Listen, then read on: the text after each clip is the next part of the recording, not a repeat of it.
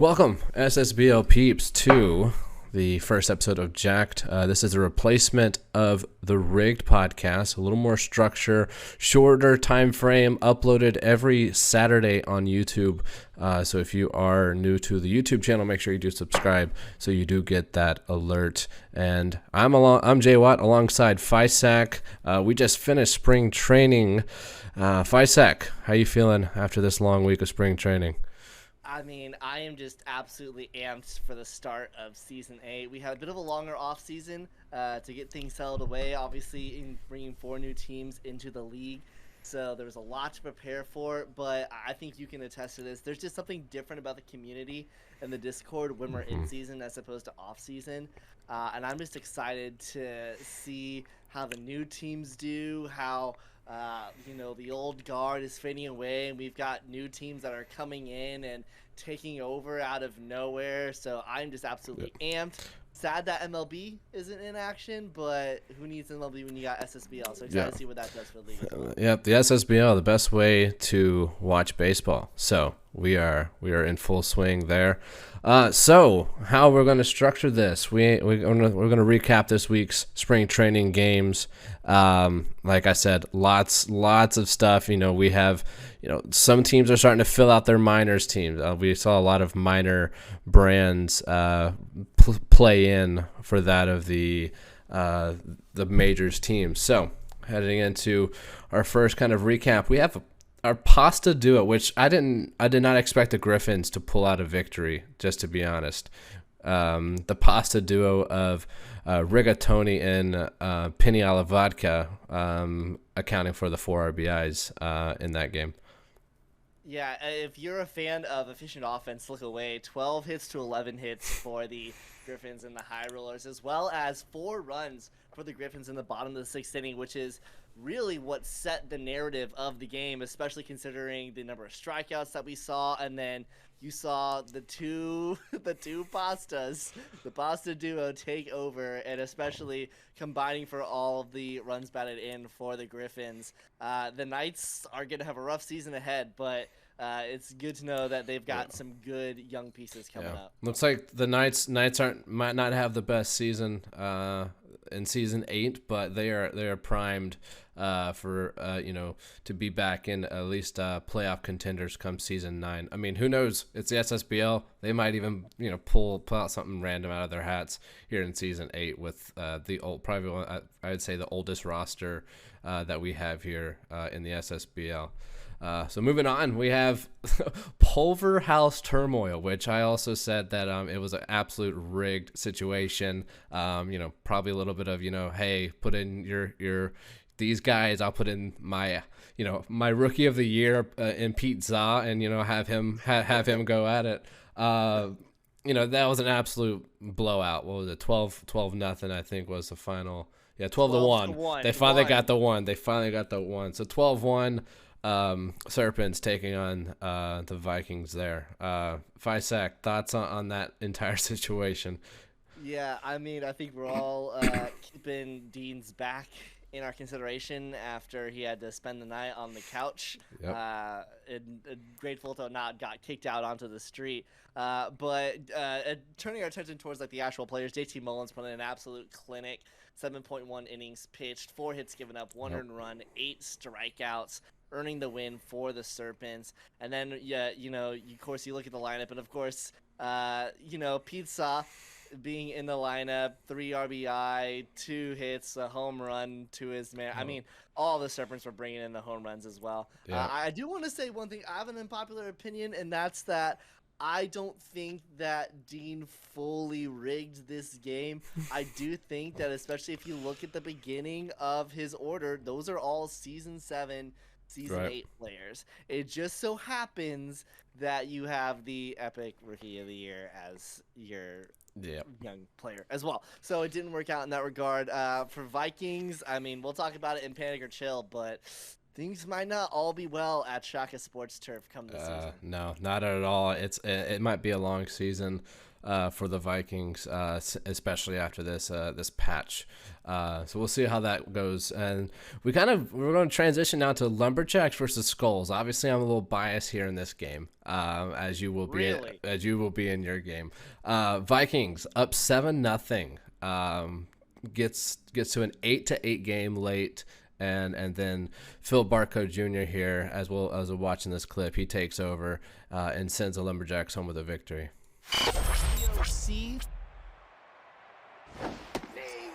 You forget how much the Skulls did this offseason, as this ball is hit well, tracking back at the track at the wall. It's out of here. A walk-off home run for the legend Lumberjack. Fisac, great call as usual on that one. Tell me about the Lumberjacks though, as we head into this season. They won season 4 as the new team on the block, but they still have some of those older talents compared to that. But they also bring on Kodiak Destroyer, who is one of the toughest bats to face as a pitcher. So the Lumberjacks have always been a team that has been able to hit. Last season, getting the #1 overall seed in the Heroic Conference, as well as having the best record in the regular season of any team, finishing 12-2, had an SSBL best 138 runs for. Their problem has never been their offense. It's always seemed to be whoever is in that bullpen for them. And it's not necessarily even a quality thing. It's not like DDC and No Hummus are not trying to shore up the bullpen. They've done that in the past. It's just for some reason, it doesn't matter who they have in there. They just seem to leak those runs. And in this game, it wasn't even really just fully the bullpen. It was actually Baron Barony getting left in for a little bit too long. Dominant with 7 strikeouts for most of the game, and then leaked 4 runs towards the end, and that's sort of what set the standard. But I think for the Lumberjacks moving forward, they're still definitely the team to look out for in the Heroic, along with the Gauchos. But that bullpen is definitely going to still come into factor. And then as for the Skulls, Josh, I think you did a good job building up your team. This offseason, obviously, you had a lot of rookies in that game as well. So we'll see, and we'll talk about the path that the Skulls have ahead with the Epic Novas and the overrated, underrated. Yeah, absolutely. Moving on.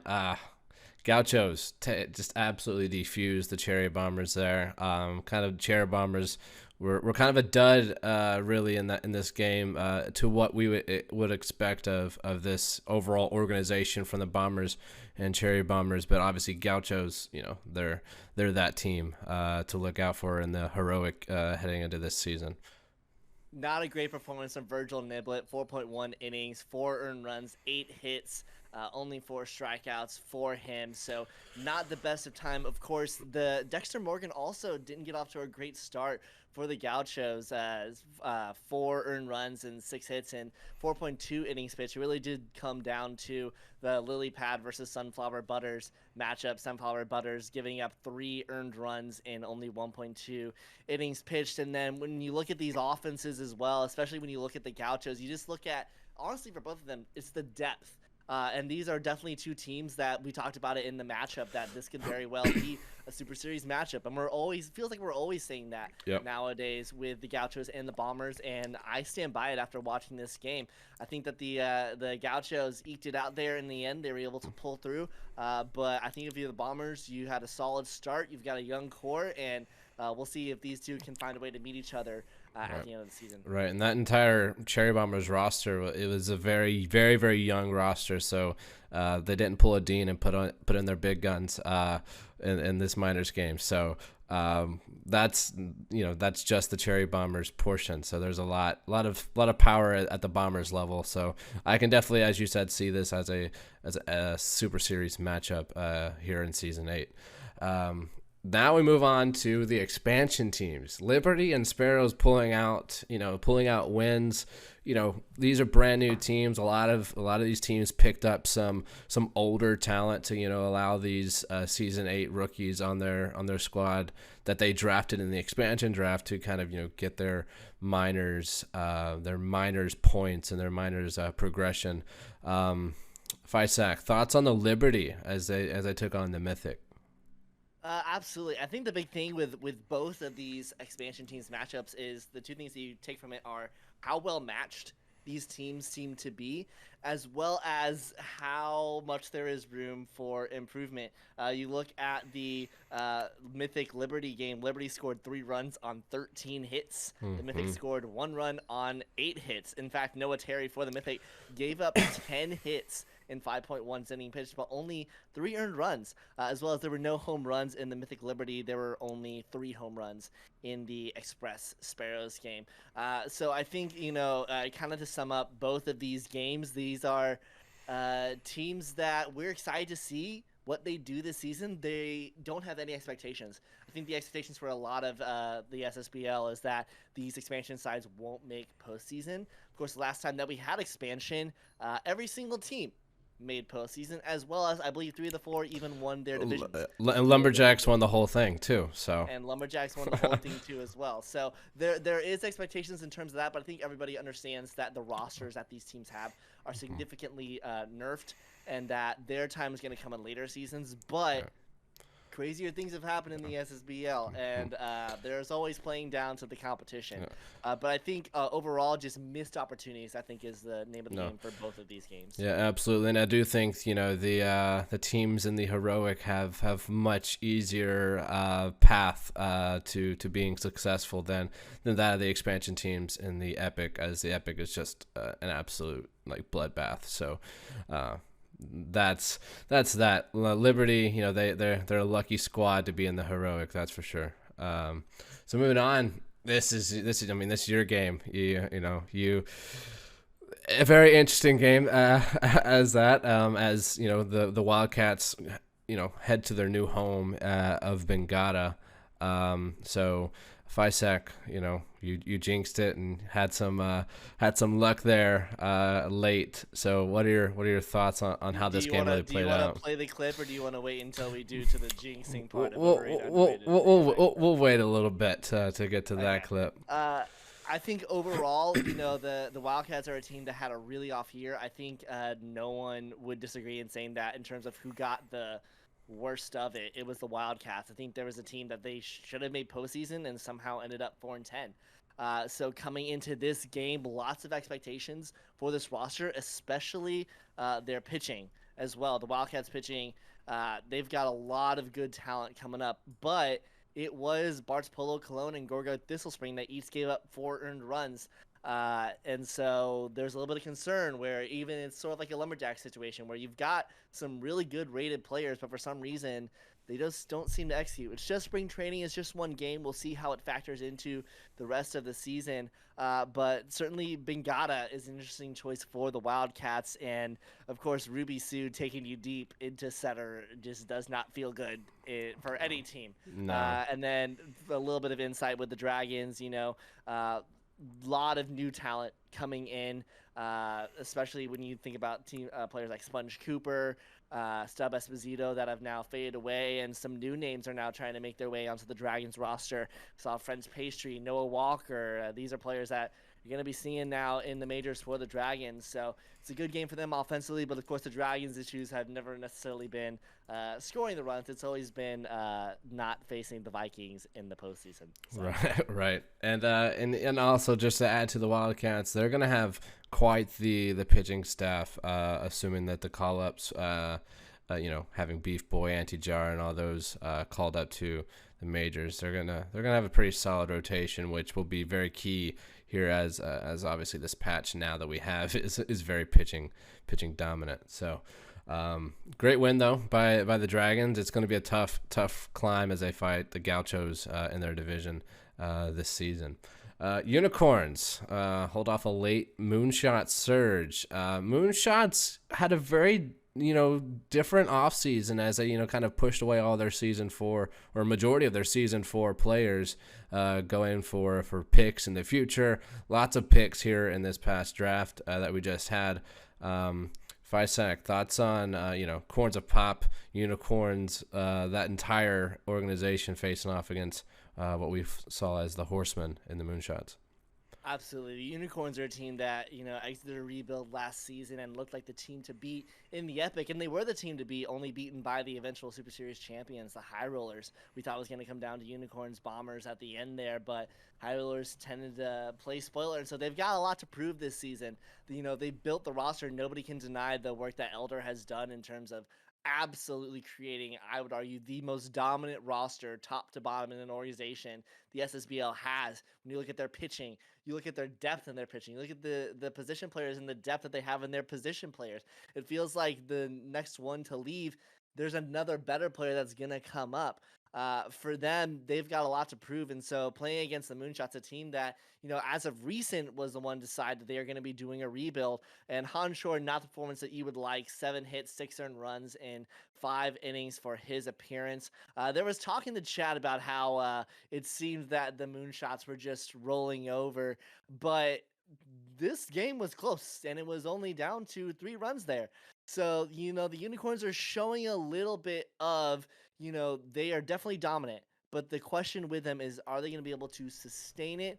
Of course, they'll have their full roster into the majors, but Unicorns have a lot to prove, and they started by, taking over an old guard Moonshots organization. Right. And, Moonshots have won their division ever since we started divisions back in season 4. They've never lost their division. So heading into season 8 with a brand new kind of look and feel of the Moonshot squad, it's going to be a tough ride to, kind of go back to winning that division. So we'll see how season 8 plays out for the Moonshots.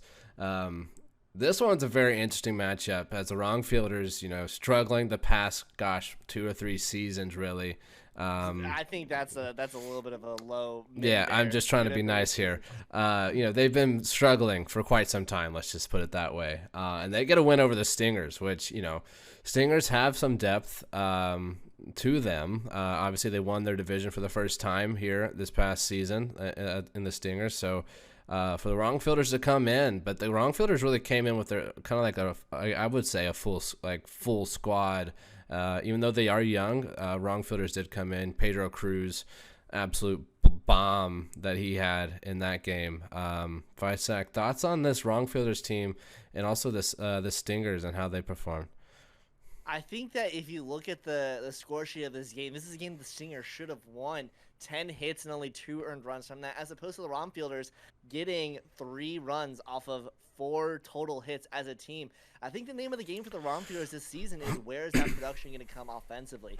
That's been a huge area where they just have not been able to show progress in the past. And this season, they need to show that. I think they've done a good job in their pitching depth as well, considering how atrocious that pitching, both starting and bullpen, was. They've done a really good job. Blazers has done a really good job of revitalizing that pitching, but I think the question for them, it's the opposite of the Lumberjacks issue, actually. It's an opposite Lumberjacks of, where's your offense coming from?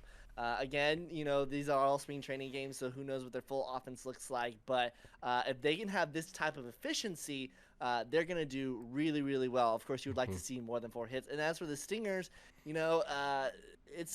it always feels like they've just been getting the brunt of it, along with like the Wildcats, in terms of, I think they've done a good job rebuilding, obviously making postseason for the first time last season. But for them, this is a little bit of a questionable year. No one really has a huge expectations for the Stingers, and it feels like they have arrived, and they kind of feel like the Retrievers at this point, to be honest, where they're a team that definitely has depth, definitely has the ability to be dangerous. We just need to see them show up. Yeah, and the trade that they just had yesterday, they beefing up their pitching staff with Sawamura, and Debbie Bonds is now gone as of yesterday. So they have the pitching staff to do it, and that's what you're going to need here in season 8 with this patch, as it's going to be like a broken record as we talk pitching here. But yeah, the Stingers, they always get the wrong side of RNG. Let's just put it that way. RNG is never really in the Stingers' favor, so going to be a tough season. And we'll talk about the Epic Nova battle that'll be here once we get to Panic and Chill. Next up, the Dogs fight the Storm. Wait, Is it panic or chill, or is it panic and chill? Panic or chill. Because panic and chill sounds like a play on Netflix Right? and chill, and Nope. I actually like it a lot more. I mean, maybe we do panic and chill. Maybe that's what it is. I think panic and chill is really Panic good. and chill. So, dogs fight the storm and they get the victory. Retrievers are quite the favorite here in the heroic as we head to season 8. Cyclones, though, they're in that division where it's really anyone's ball game. So, I think Doctor has really done well with getting some pieces to his puzzle to try to make a run. But again, tough epic, but a tough division as well. And Retrievers, they're just such a young squad and have such a bright future. And again, our favorites here in season 8. The biggest issue with the Cyclones has always been it's Jet County, it's Doug Kelly. Who else is showing up? Yep. They have two of the most elite position players in the entire SSBL, and to be frank, haven't had a lot to show from it in terms of postseason success with it. I think that, like you're saying, they've done a good job in sort of building out that roster so that Jet County and Doug Kelly actually have the support that is necessary for them to be a successful franchise. And then an absolute clinic from Jeff Hayner for the Retrievers. 11 strikeouts, 2 earned runs, 4 hits, given up in 7.2 innings pitched. The Retrievers have done really well to revitalize that pitching core, especially when you consider what they used to have with Peach Dropkin. And I think a lot of people, myself included, had a lot of questions for the Retrievers when they went full rebuild just a couple of seasons, or just rather a couple of weeks after making the Super Series and being 3 games away from winning an entire Super Series. But we're now seeing this season what the fruits of those labors are going to be.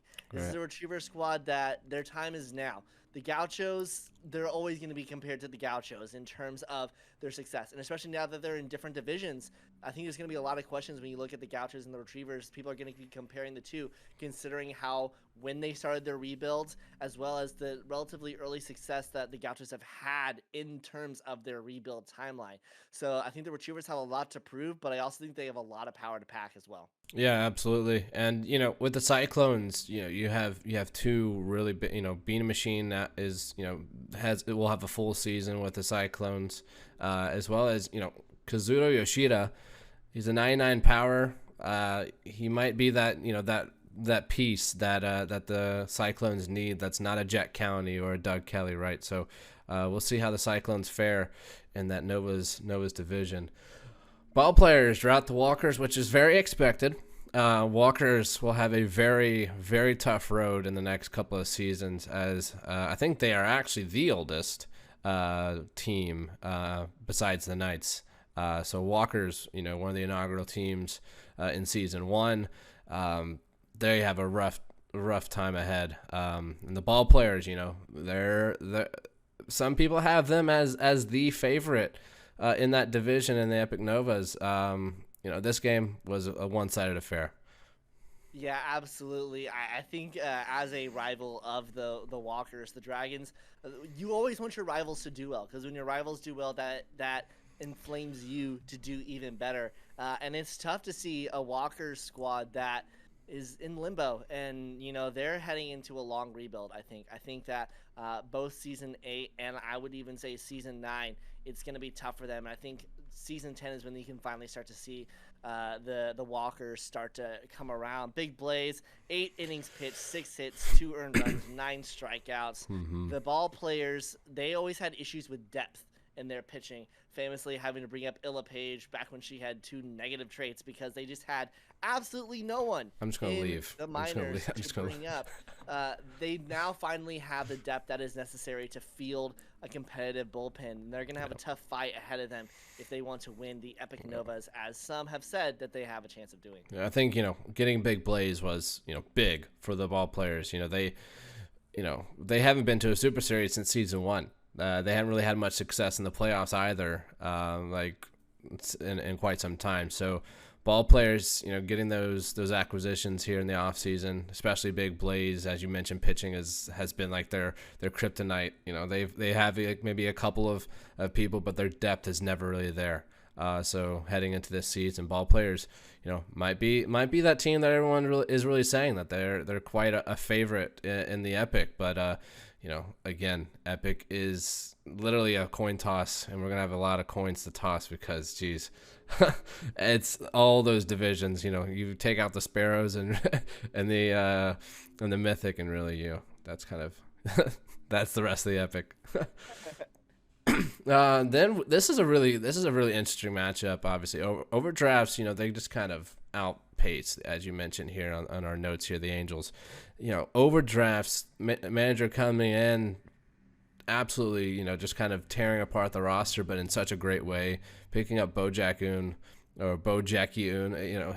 I call him Bojack-un because I think we all call him Bojack.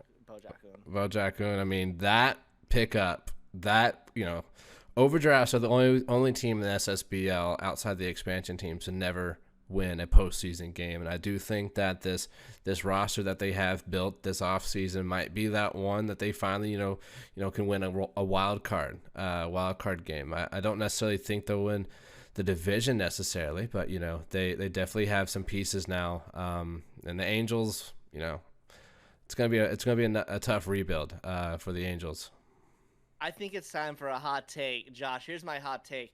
Overdrafts are winning the heroic icons. I think the Retrievers are a great team, but I love what has been done to this overdrafts lineup. I think that this is something that is both having finally the teeth in the pitching as well as the teeth in the position. I think as well for the Angels, they're a side that many don't know this. They had to pick up a pitcher in free agency because they would not have had a full majors roster.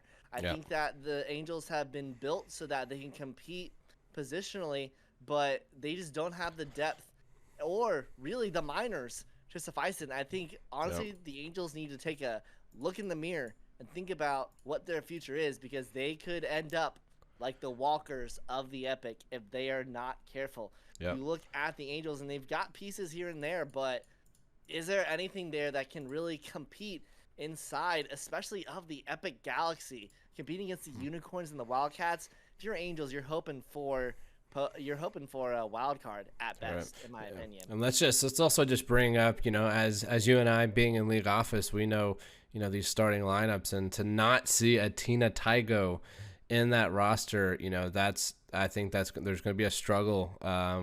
Might be a nice pinch hit off the bench kind of deal, but to not have Tygo in that lineup with her batting stats, it's just kind of cripples them in the offense department. You do have obviously who we have, Murph Kelly or whoever went over there. Yeah, Murph Kelly. Yeah, Murph Kelly, big pickup from an offensive side, but I don't think that's going to be enough. Their pitching is going to be it once again.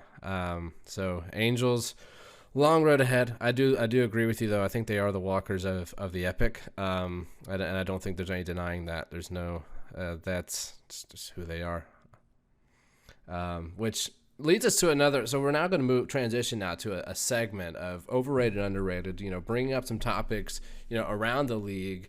Kind of figuring out are they, as hyped up as they are, or is it kind of just all talk? And, our first one that we're going to talk about is the wrong fielders. The wrong fielders, as we mentioned in their recap, they have a lot of, key pieces, and Lasers has really, done well on getting that young talent. But are they a team that's going to battle in that division? Are they going to make the playoffs? Some people think that they have a very good chance at even making a run in a deep run in the playoffs. So, Fisac, are they overrated or underrated?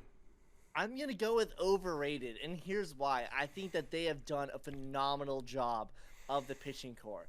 Leela Blerns, Sandra Lee, Rainy Days, Mishka Barker. These are pitchers that are going to be the wrong fielders core for seasons to come. And I think in the seasons in the future, the wrong fielders team are going to be a force to be reckoned with, and could very well bring trouble to the Dragons and the Gauchos in that evolution division. However, you look at the rest of the order, you look at the rest of the bullpen, and I still think that there's a piece or two missing here or there. Daryl Cage is not the pitcher he used to be, down to 191 rated. Funderbaker, Cam Icon, they're good options. They really are. But I think they're overrated in terms of, I think that they are by no means a horrible team, and they are definitely, in my mind, making postseason. but I want to yield caution here because if you look at the depth, I don't know if they have it to go a full 16-game season. Yep. I think that they're good, but I think that people are really overrating them right now. No, I would agree. I would agree with that because again, one injury to any of those superstars that they have from the offensive side is not really someone that's like the next man up for that wrong fielders roster. So again, that it's depth overall. They have some pitching staff as you mentioned, but I do agree with you. I would say as people in the SSBL are talking, I would say overrated for the wrong fielders. Which next topic. Who overrated, underrated? The pasta duo for the Knights that we have with Piniella Vodka and Rigatoni. Obviously, they both hit home runs in the spring training game. Having the 4 RBIs for that squad. Is this pasta duo the real thing as we head into this season? I'm gonna go underrated. I think that these are two players that Rigatoni, fresh off of the trait roll, off of the Armageddon that was the free trait roll stream, where it was a total of, I believe, 5 positive outcomes and something like 13 negative outcomes. In my mind, it doesn't even look at the stats anymore. That's just fate. Fate is telling us that the Pasta Twins have arrived. I want more. Give me elbow. Give me fettuccine. Give me linguine. I want it all. Bring more pasta into the SSBL because it is an underrated player here in the league. Yeah, no, I agree with you. Underrated indeed is this pasta duo. I think they are the future of the Knights. I mean, you look at the Knights as one of the historic franchises in this league. You have the likes of Andy Gibbon and Rock back up the middle. Those are two people that when you think of the Knights, that's who you think of. And now, it's going to be Piniella Vodka and some rigatoni. Time to call up the chef every time the Knights play. Win best served al dente. Absolutely, al dente. Which this brings up now our next topic of overrated, underrated, the Epic Novas battle. Is it as over? Is it? We talk about it's anyone's ball game. It's anyone's ball game. The ball players are going to win. Maybe the Skulls are going to win. Cyclones, and Stingers, like, who is it? An overrated division, or is it kind of underrated? What are we thinking? You take one look at the SSBL chat and the SSBL team managers chat, and you know everything you need to know. This is an underrated battle. This is one of the few divisions in our league where it's anyone's game. The Skulls, off of a fresh rebuild and a little bit of a retooling that sent some players elsewhere and brought in the young legacies, Carroll Henry, Kip Shaw Jr., Buzz Yellow. They not only retooled, they brought in the regens in order for this retooling. The ball players fixing their pitching woes as well as building some scary offensive talent. The Cyclones building up support for the Doug Kelly and Jet County show. And then the Stingers, again, a team that we'll discuss in Panic and Chill, but by no means a rollover. I don't think any of these teams has the leg up on the other, and I would not be surprised if this division goes down to tiebreakers at the end of the season. I can see I can see all 4 teams playing in tiebreakers too. It's basically I think it's gonna be an Epic Novas playoff, like a 4-team playoff bracket. It's gonna come down to, we might even see 3 of those teams in the postseason. Like that's how crazy that division is. I do agree with you. It's quite the underrated division. It's all the talk though. Everyone's kind of has one person says ball players, the other one says Skulls. That was one of the most when we looked at when I ran that poll to kind of see what some stats were for some thoughts heading into season 8. Those were some all the underrated teams really came from that Novas division. So definitely agree with you. Underrated is the Epic Novas battle. I think it's going to be the highlight, honestly, of this season 8. Now it leads to the removal of Tiger Den. So obviously Tiger Den, such a small ballpark, and that moved, it moved the Wildcats and it moved the Overdrafts out of their home and into new homes. Fisac, is this removal of Tiger Den? Is it going to be good for the league? Is it bad for the league? Overrated, underrated? What we got here? think it's good for the league, but I think it's overrated. I think a lot of people have put so much depth into this idea of Tiger Den and what it did for both the overdrafts and the Wildcats, but I'm going to be honest with you. I think it's a good change. I'm glad that we're removing it, but I don't think it changes that much. I think that people are overhyping the amount of impact that Tiger Den had, especially when you consider the Wildcats are entering the Bengata Bowl. That's a really different field to enter. You're going from one opposite to you're going from one to the other. One to the other. Considering the amount of foul territory in Bengata is probably larger than the field size of Tiger Den. Right. I'm going overrated in terms of the overall scope, just in terms of how it's being implemented on a team-by-team basis. Yeah, I mean, if you think about it, you have the overdrafts headed to El Vijo. We haven't seen El Vijo in quite some time, as the Moonshots and the Wrong Fielders that used to be their home prior to kind of a relocation period a few seasons ago. So I agree with you. Tiger Den, it's overrated. Did it really have an impact? I don't think if we still had Tiger Den with this new patch, I don't think it would be much of a difference. Pitching is everything now, and I think no matter how deep or how shallow the outfield is, and it's a pitcher's battle. And Josh, I'm going to call you out right now. We have agreed on every single overrated, underrated, and so I actually want to flip the script on you. Yeah, go for it. Overrated, underrated. My jinxing. I think it's underrated. I think you're a jinx, an absolute jinx. I think that it needs to be known that you are the jinx of the SSBL. Let's play this clip here where Fisak jinx, in his own. The thing is, he jinxed it, but for his own good. Here we go. Oh yeah, here it is. Power versus left-handed pitching. Ruby Sue. Yeah, dude, it gives so much. Gonna go yard. Here it comes. And now she's gonna go yard. If she goes yard, I will leave. 2-1. And also the trait, I think composed is the one to have. As Ivy Sue into the center field, Jimbo's at the wall, and oh my God, it's gone! All right, bye guys. It was great having everybody. We'll see you later. Might be on the street tomorrow. All right, bye guys. Bye guys. See ya. See ya. I'm a man of my word. An absolute 448-foot blast to deep center in Bengata. Like I said, I think you're the jinx of the SSBL. This isn't the first time. It's not the last time.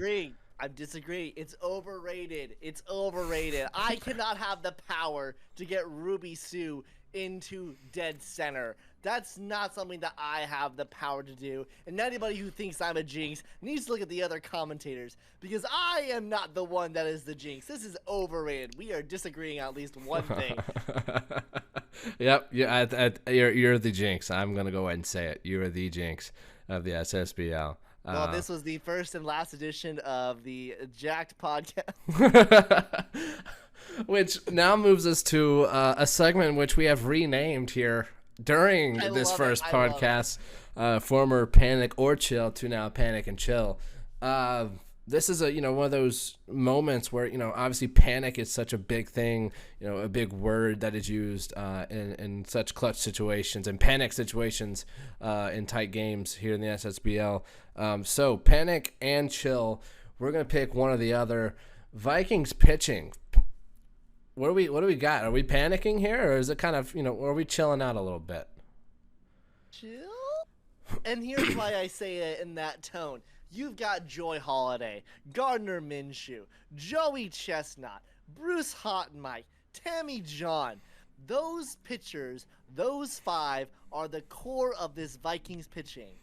However, so you go from there and it's Joe Butts, Bird Barnstormer, and Walker. And if Squirrel McDuff is staying in the minors to get some training, Paul George, 97 rated, barely above Ryzen level. I'm going chill because depending on how that bullpen and roster is structured, I think they can avoid some of those issues, but oh boy, if it's going to be 4 of those as starters and only 1 of those as a reliever. Yeah, I'm kind of in between. It's like a panic chill moment here because as you mentioned, they have those five pitchers, but I mean, one of the last games that you and I did a co-cast on, we talked about Bert Barnstormer being a little bit of an improvement. In the next pitch, the Knights send it into deep left center at Swagger. So again, you're a jinx. You're a jinx is what I'm trying to prove here. But if I'm talking about the Vikings pitching, I'm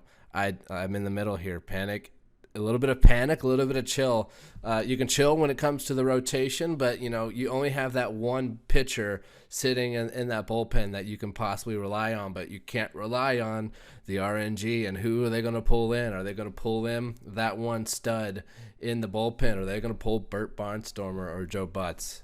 So again, right on the fence of panic and chill here for Vikings pitching. Panic and chill. Retrievers. Chill. I said that they're not going to win heroic icons, but I think that they're still a very, very solid team. And to be honest, they're in a division with a tanking Moonshots and the Liberty. I think that if there was one more team in that division, I would panic a little bit. But I think the Retrievers, they're supposed to be right on schedule for their rebuild. Let's see what happens to them this season. I think that they should be right on time, and so they should chill. But we'll come back to this later in the season and see if I'm still feeling the same. No, absolutely. I'm going to go ahead and say chill as well. It's going to be in my opinion, a smooth ride to the playoffs. The Heroic is not a strong conference by any means, but the Retrievers are a strong team, and I do think that they're going to. It's pretty chill for them as they head to season 8, and they'll find themselves in the postseason for this upcoming season. Now, Stingers, panic or chill? We just spoke about the Epic Novas battle. We talked about their luck here in the SSBL and RNG. They just had their first postseason appearance as well as postseason victory. But panic, chill. What are we thinking if we're the Stingers? Josh, I am panicking if I am the Stingers right now, and there is one reason and one reason only: the Epic Novas. You spent this entire time doing a rebuild, and to be honest, as of late, it hasn't gone exactly as you planned. I think that this is, I think, a flip of the Retrievers. I think that the Stingers are in a situation in which they should be fine, but they happen to be in a division with a renewed Skulls of Ra. They happen to be in a division with the Cyclones that actually has depth behind Doug Kelly and Jet County. They happen to be in a division with a renewed offensive ball players. I am panicking, and you're starting with 2 games on the road against the Wildcats and the Cyclones. Yep. Panic Indeed. Your crap together. Let's reevaluate, because guess what? Week 2, they have their first home game against the Unicorns. Oh gosh, that might be an 0-3 start. Honestly, if you think about it, I'm gonna agree with you again on this one though. Panic. If this podcast was prior to trades this off season, I would have said chill, because the Stingers bringing back their core in their pitching staff, their core in their offense. I would have said chill. But like you said, Skulls, a brand new team here. Ball players, brand new team. Cyclones, same team, but added a little beefiness to their roster. And like I said, like we're both saying here, Stingers need to panic. I think, and honestly, to be fair to the Stingers, anyone in that Novas division needs to panic. So, but if I'm the Stingers coming off of being the reigning Epic Novas champions, I'm panicking absolutely. I might even lose my Stinger at this rate. Means that you die. All right, we move to the strikeout rate. I think as we did like kind of the math here in the spring training games, it was kind of a 3-to-1 ratio, strikeouts to walks. What are your, like? Is it something to panic about as we head into the season, or? I am full on panicking, Josh. I'm panicking hardcore. It was spring training, reduced levels of bats, increased level of pitching. However, this is foreboding for the rest of the league this season if these rates continue. Unparalleled. The change to the walks, good, great. I think we can all agree the number of walks much more reflected the system that we would like to have. But the strikeouts are out of control. I gotta pull up this stat that Marge had in terms of the number of strikeouts total. But I mean, what's your opinion on it? To be honest, I'm gonna go the opposite way. I'm kind of chill, and here's the reason why. Look at the amount of hits that we saw within these games. Strikeouts, yes, they are crucial, and there was a ton of them in spring training. However, ball was put in play in numerous games. We had multi-hit. What was it? The first game had like 12 hits per team, kind of deal. Like there are hits, so pitching strikeouts are crucial, but the ball is being put in play. So I'm kind of chill with this because yes, strikeouts. They are majority probably of the outs in every single game now with this new patch. But I'm going to stay chill with it because I do think, that the ball is being put in play. Everything will be fine. It's just a matter of will people double steal or not? That's the question. Well, before we move on to that, I gotta say, I'm still panicking. 197 strikeouts in 12 games, nearly an average of 17 strikeouts a game. I'm panicking, Josh. I'm panicking. Like I said, I'm gonna stay chill. I think, I think there are some teams where you'll see the higher rates, but I do think I think it's gonna kind of, be an up and down season with these rates because RNG, Ryzen, swapping over to Intel to whoever is one of them Intel peeps, you never know with the SSBL. So I'm going to stay chill here for now. With the strikeout rate. It is high, but I'm going to stay chill for now at least. I just brought up caught double stealing. I'll play the clip here of what we're talking about as the Wildcats find themselves in literally a pickle.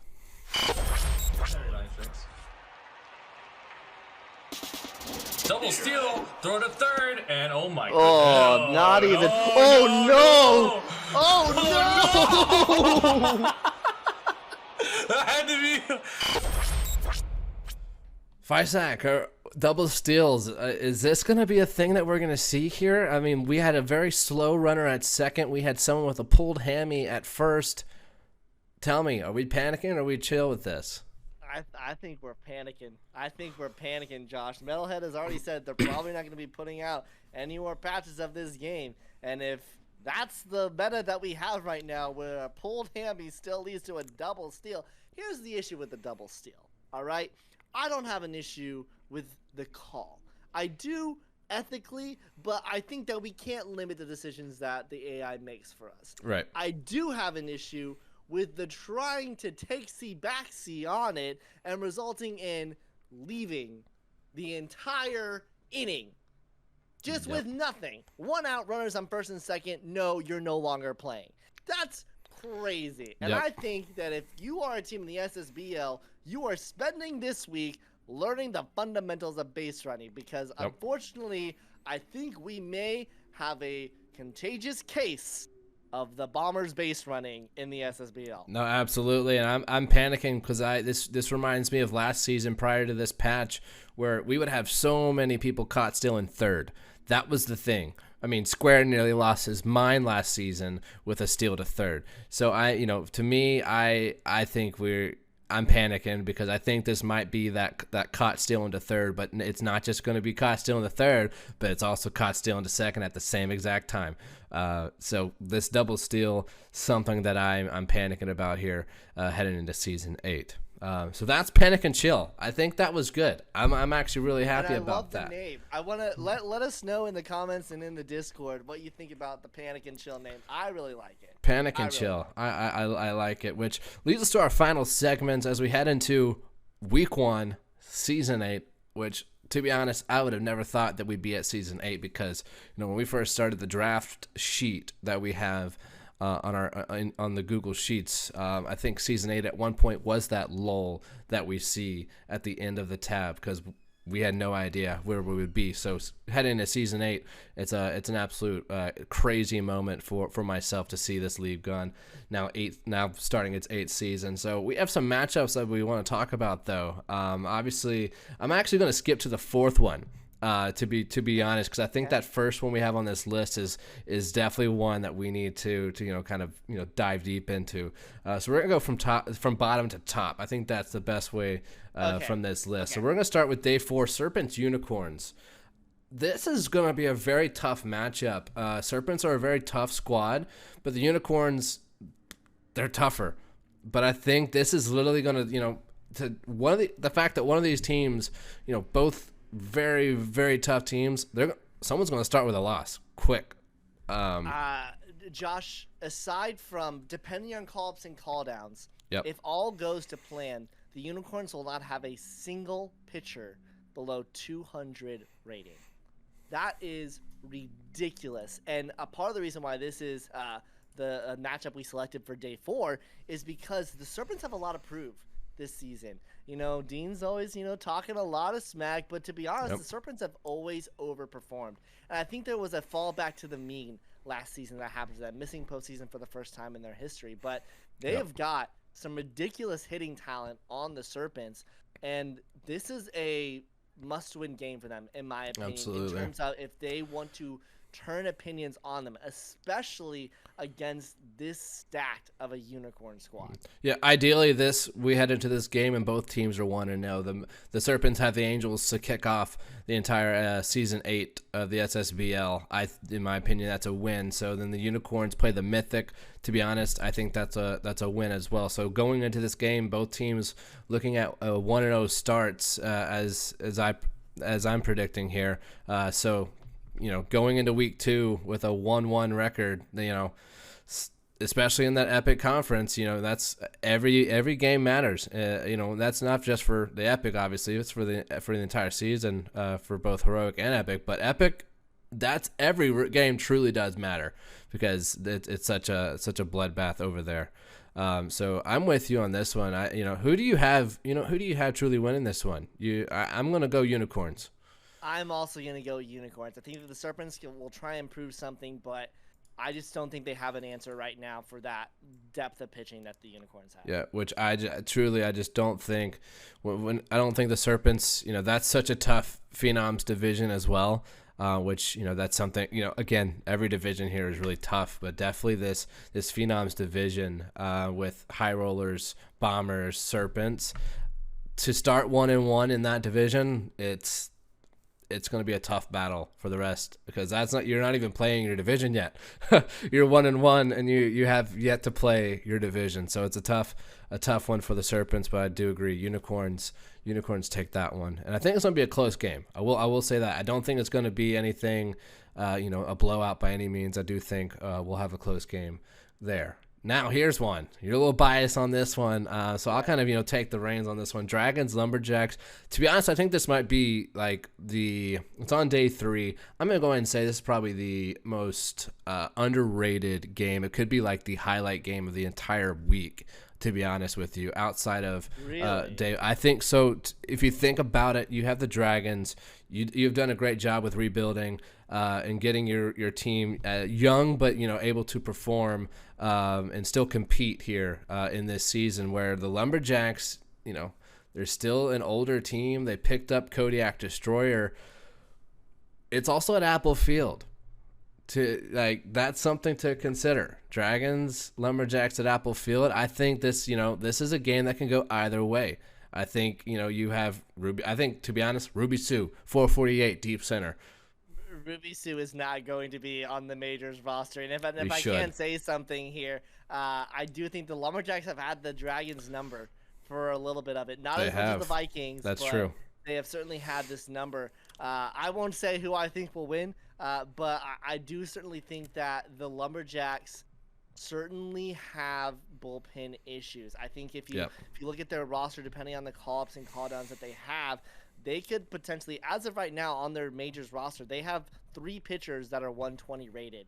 I think that may change based off who they bring up, but also if they're trying to, bring some experience to that pitching core that they have right now in the minors, they have 5 pitchers two of which are season 7, two of which are season 8. So even if they bring up those two season 7 pitchers, they still have a little bit of a back end that needs a little bit of worrying about. And the Lumberjacks have always had issues with they don't really have minors depth, so they don't necessarily have full depth in their full positional lineup. But we've seen that they've been able to generate offense all the time. But I'm going to go back to what I said. And first, I won't predict what will happen in this game. I'll let you do that. But I think it's going to come down to the bullpens for these two teams. Well, so I think, I look at it this way. We have it's your number one versus their number one here in this game. So it's not like a second game for either of you guys.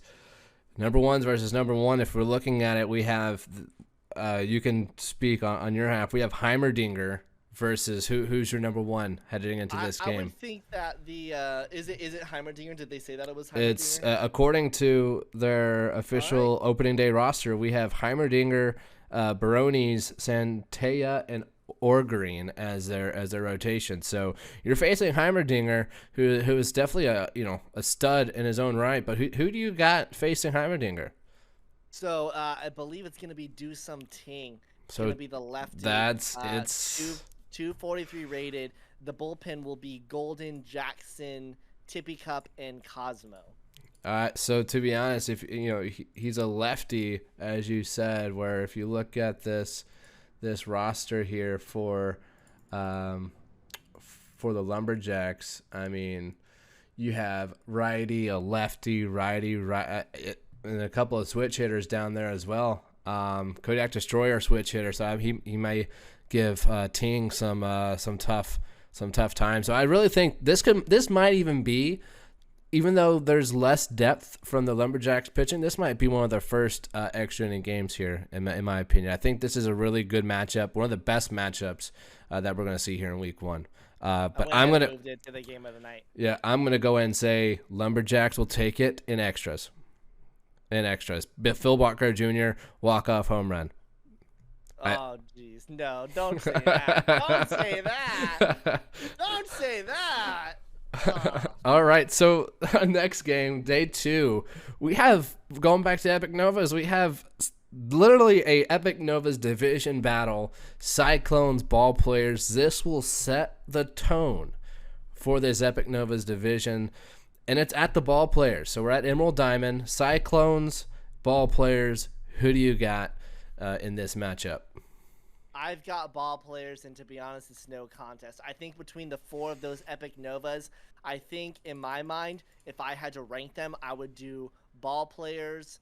Gulls and Stingers are pretty much even and just a tiny bit below ball players.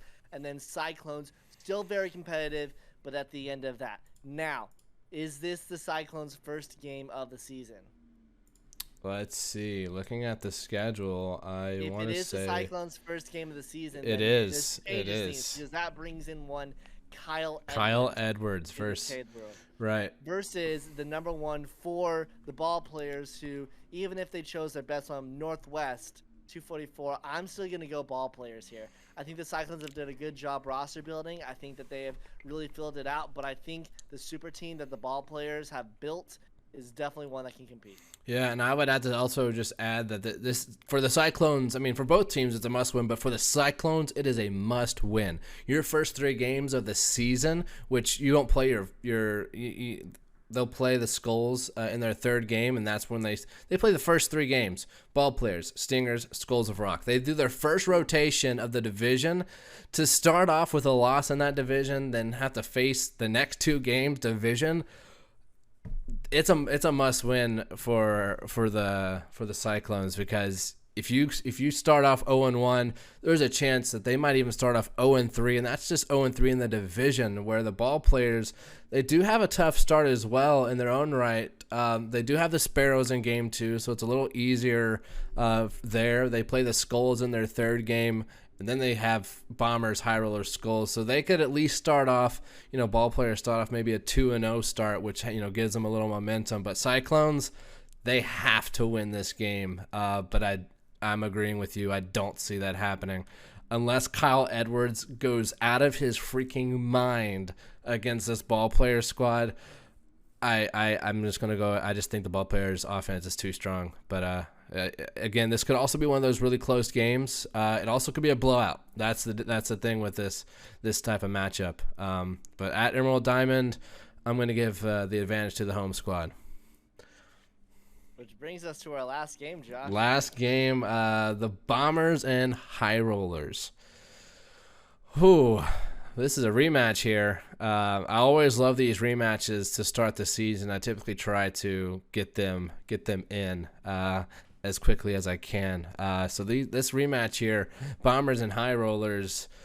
I mean, this is day one. So this is number ones for both of these squads. Which, there's a little bit of a different look to the High Rollers pitching staff with Malone going over to the Skulls. I'm assuming we'll see Floston start. I'm assuming. I haven't checked actually the High Rollers if they've submitted their starting lineup. I'm assuming Floston will start this game. And who does Whitney have to start for them? Is it who we got for? It's gonna be Niblet actually. Wait, nope. It's gonna be Cass. It's gonna be Cassiopeia. Cassiopeia more than likely versus Floston, which Floston, great pitcher as well. This one is gonna be. It might be an instant classic, to be honest. I love this matchup. I love this. It's starting to become a little postseason rivalry here between the two. I think last season's the last season series between these two was one for the ages. Josh, I want to take you back. Yeah.